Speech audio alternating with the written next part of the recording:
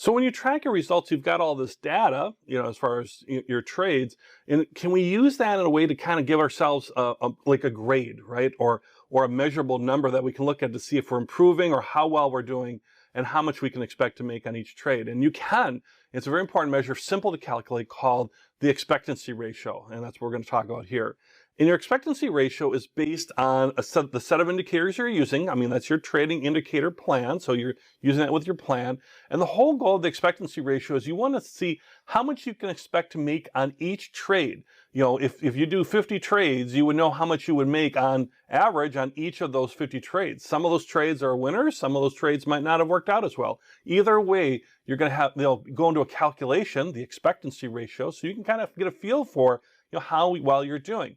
And the expectancy ratio is simply looking at your average profit, how much you make per winning trade, times your winning trade percentage, right? How much percent of the time are you winning or profitable? And then you subtract out of that the average loss per losing trade. That's where your stop loss orders can help minimize that, times your losing trade percentage, right? So a pretty simple calculation. So if we looked at, let's say you're using an indicator as an example, we'll call it indicator set 1 here. So this is your indicator you're using. It could be whatever combination of indicators. We're just going to call it your primary and secondary. Let's say there's a third as well. But that's your indicator set 1 that you're using and that you're really committed to. And let's say, again, whatever currency you use, just submit different numbers. I'm using dollars here. But let's say that your average profit per winning trade is $800. That's pretty good. That's okay. Times 35%. Your winning trade percentage is 35%.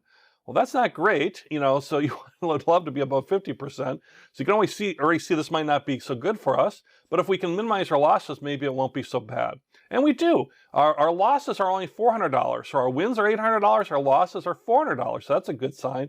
Though we do have more losses in this indicator set we're using. 65%, again, it's going to add up to 100%. 65% is our losses. So you do the math and you see 280 minus 260 and you get $20. So what you can expect to make per trade is 20 units or $20. And you may say to yourself, well, that's not that great.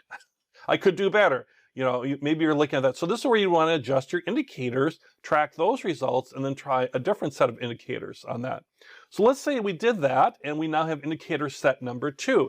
We're not using number 1 anymore. We're trying a different set of indicators, and we're tracking it separately to see how well we're doing. We want to get to that expectancy ratio. How much can we expect to make per trade?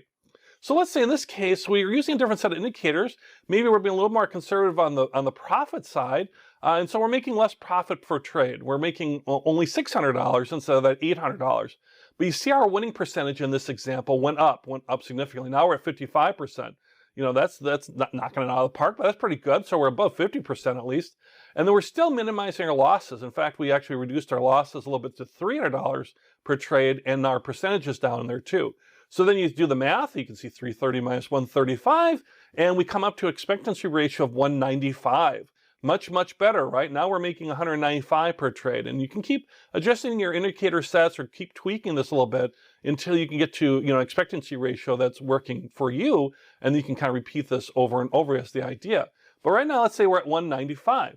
Thus, if I was to make 100 trades over, however time period, a month or 2 months, however often you trade, maybe a day if you're, fast, doing lots of trades, you can expect to make, 19,500, right? So that's 100 times your expectancy ratio of 195, 19,500.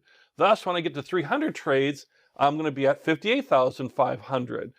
So again, you're going to have some wins and you're going to have some losses, but when you look at the difference between them in calculating your expectancy ratio, then you can kind of see what your your potential profits would be and see if you're doing that. Now, you can make that number even better, of course. I mean, if you increase your win percentage, right, and you're winning more trades, or the amount per trade that you're putting in, especially on those winning trades, is higher, you can increase those amounts.